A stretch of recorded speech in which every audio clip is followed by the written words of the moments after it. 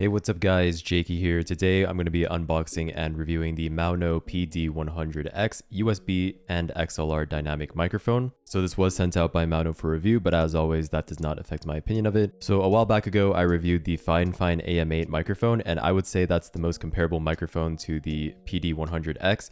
They're both dynamic microphones and they're both around the same price. The MAONO PD100X is retailing for $60 USD and the Fine AM8 is retailing for $55 USD, so they both are USB and XLR microphones in this very budget price range. So yeah, let's get this thing open and we can do an audio test with both USB and XLR. In the box you will get a user manual, as well as a box with the base for the stand of the microphone. In the box you also get a USB-C cable. This terminates to a USB-A, but you can actually take off the USB-A and go straight to USB-C, so you can either do USB-C to USB-C, or you can just pop the adapter on and do USB-C to USB-A. You also get a thread adapter for putting this mic onto a mic arm. Okay, so this is the actual microphone itself right here. The build quality of the microphone is plastic, of course, as you would expect from this price range. On the front of the microphone, we have a capacitive mute button. This microphone is top address. You also get a volume knob on the front, which acts as a gain knob for the microphone, as well as a headphone volume, just depending on whether you push it in or not. It will switch between the two. On the bottom of the microphone, you have your XLR input, USB input. This is probably for the RGB. And then of course you have your headphone jack. And of course the entire chassis of this microphone will light up with RGB if you plug it in USB. You will not get RGB if you plug it in via XLR. So let's screw the stand on here. Okay, so now that we have the microphone plugged in, this is what it looks like with all of the RGB on. One thing to note is that on the bottom here, you can see these dots. When they're white, that means you're changing the mix of your microphone gain. So right now I'm changing the mix of the microphone gain, and you can see, we can tell how loud the microphone is there based off these LEDs. And then if I press the button in, these LEDs will actually turn blue, and this is going to be the volume for the headphones. So you can tell which one you're changing based on the color of these LEDs right here. And now let's switch over to the PD100X. Okay guys, I'm now on the MAONO microphone, and I have the Windows volume here set to 50%, and I have the gain knob on the microphone turned up all the way. I found that this was the results that gave the best sounding audio.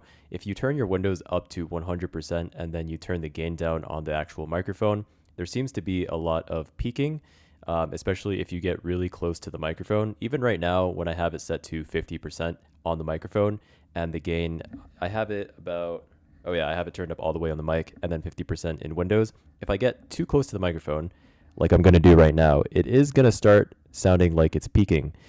And it doesn't matter how low I turn down the gain on the microphone.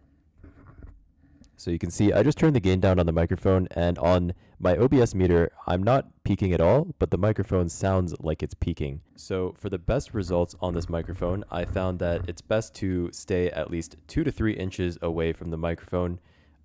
You want to really just put a little bit of distance. That will help with the plosives as well. But the main thing is to get rid of that clipping effect. So even though the mic isn't clipping, if you get too close to the microphone, you will hear sort of those artifacts that you would typically get from clipping.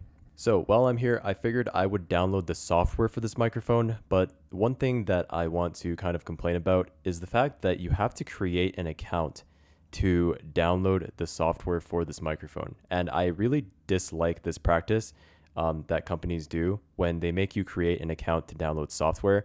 I really think that it's not a good practice, and software should be able to be downloaded without having an account. With that being said, I'm not even going to download this software just because of the fact that I don't support this practice, and I feel like making an account to download software is a little bit silly. Anyways, like I said, you've been hearing me on the PD100X with full gain on the physical microphone and 50% volume in Windows with no effects, running through USB mode, and this is what the microphone sounds like.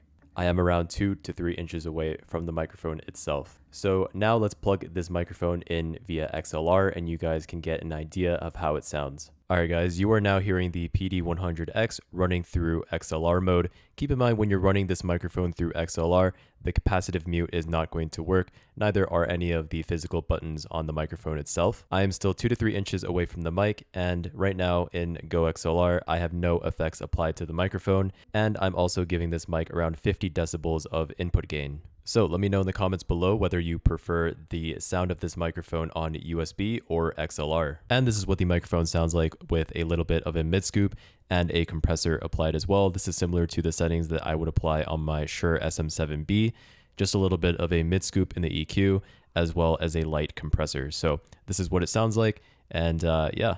Alright guys, and that was pretty much my review of the MAONO PD100X. I'll let you guys make your own decision on whether or not you want to purchase this microphone based on all of the audio tests that you've heard in this video. But in my opinion, a very similar offering for this type of budget dynamic microphone in this price range is the Fine AM8 that you guys should definitely consider as well.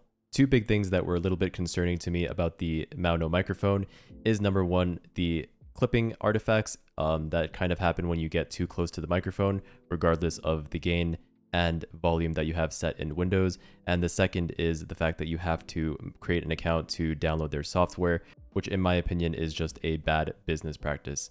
But that's pretty much it, guys. I hope you enjoyed this video. If you did, make sure you leave a like, comment, and subscribe, and I will see you in the next one. Peace.